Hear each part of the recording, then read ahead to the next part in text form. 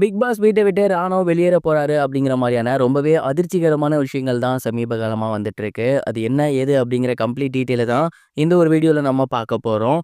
Big Boss season 8ல் இந்த வார எபிசோடில் பார்த்தீங்கன்னா ராணவ் அவர்களுக்கு பயங்கரமான அடி ஒன்றுபட்டிருக்கு. டாஸ்கில் ஜெஃப்ரி அவர்கள் தள்ளிவிட போய் அவருக்கு கையில் மிகப்பெரிய ஒரு ஃப்ராக்சர் ஏற்பட்டிருக்கு. அண்ட் இதனால் அவர் ஹாஸ்பிட்டல் போயிருந்தார். மறுபடியும் ரிட்டர்ன் வீட்டுக்கு வந்திருக்காரு.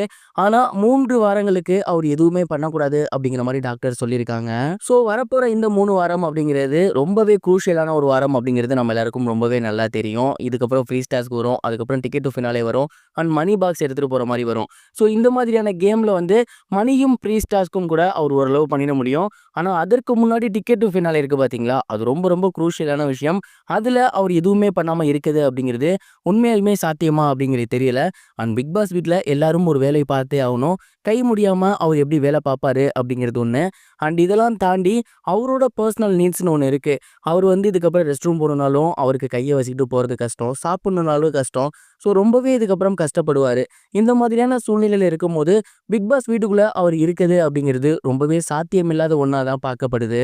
மேலும் டாக்டர்ஸ் என்ன சொல்லியிருக்காங்க அப்படின்னா, இந்த ஒரு வீட்டுக்குள்ளே அவர் இந்த மாதிரி ஹேண்டோடு இருக்குது அப்படிங்கிறது ரொம்பவே கஷ்டமான ஒரு விஷயம். அவர் வீட்டுக்கு போய் ரெஸ்ட் எடுத்தால் தான் ரொம்பவே பெட்டராக இருக்கும். ஹெல்த்தியாக சாப்பிட்ணும் அண்ட் மெடிசன் எடுத்துக்கணும் அப்படிங்கிற மாதிரிலாம் சொல்லியிருக்காங்க.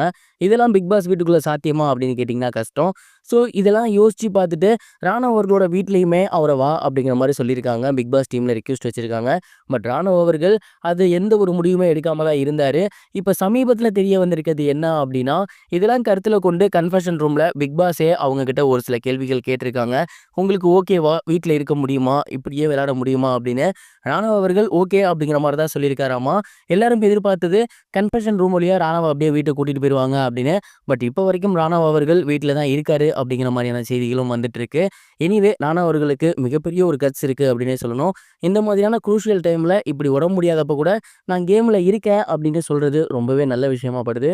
நீங்கள் இதை பற்றி என்ன நினைக்கிறீங்க அப்படிங்கிறத கமெண்ட் பாக்ஸில் ஷேர் பண்ணுங்கள். இது ஒரு புறம் இருக்க சீரியல் ஆக்ட்ரஸ் மானசா அவர்கள், ஆலியா மானசா அவர்கள் ரீசெண்டாக ஒரு கார் ஒன்று வாங்கியிருக்காங்க. அங்கே எடுக்கப்பட்ட ஃபோட்டோஸ் அண்ட் வீடியோஸ் இப்போ சோசியல் மீடியாவில் ரொம்பவே வைரலாக போய்கிட்டு இருக்கு. ஆலியா மானசா அவர்களை நமக்கு நல்லாவே தெரியும். ராஜாராணி சீரியலில் அறிமுகமாக்கியிருந்தாங்க. மேலும் சீரியல் ஆக்டர் சஞ்சீவ் அவர்களை மேரேஜ் பண்ணிக்கிட்டாங்க. சமீபத்தில் தான் இவங்க கேரளாவில் ஒரு போட் ஹவுஸ் வாங்கியிருந்தாங்க. அதோட ரேட் மட்டுமே கிட்டத்தட்ட 2.5 கோடி அப்படிங்கிற மாதிரி தகவல் வெளிவந்து எல்லாரையுமே அடேங்கப்பா அப்படிங்கிற மாதிரி வாயை புழக்க வச்சுருந்தாங்க. அதை தொடர்ந்து அடுத்த ஒரு மாதத்துக்குள்ளே மிகப்பெரிய ஒரு பிராண்டட் காரை வாங்கியிருக்காங்க அப்படிங்கிறது சின்னத்திரை வட்டாரத்தில் மிகப்பெரிய ஒரு சலசலப்பை ஏற்படுத்தியிருக்கு. இப்போல்லாம் ஹீரோயின்ஸை விட சின்னத்திரை நடிகர்களுக்கு மிகப்பெரிய கிரேஸ் இருக்கு போல அப்படிங்கிற மாதிரி பேசிகிட்டு இருக்காங்க. ஆலியா மானசா அவர்களோட இந்த ஒரு அசுர வளர்ச்சி பற்றி நீங்கள் என்ன நினைக்கிறீங்க? உங்களோட தாட் என்ன அப்படிங்கிறத மறக்காமல் கமெண்ட் பாக்ஸில் ஷேர் பண்ணுங்கள். இது வரைக்கும் கனெக்டிங் டிவிக்கு சப்ஸ்கிரைப் பண்ணனா மறக்காமல் சப்ஸ்கிரைப் பண்ணிக்கங்க. உடனடி அப்டேட்ஸ் பெறுவதற்கு நோட்டிஃபிகேஷன் பெல்லையும் கிளிக் பண்ணிக்கங்க.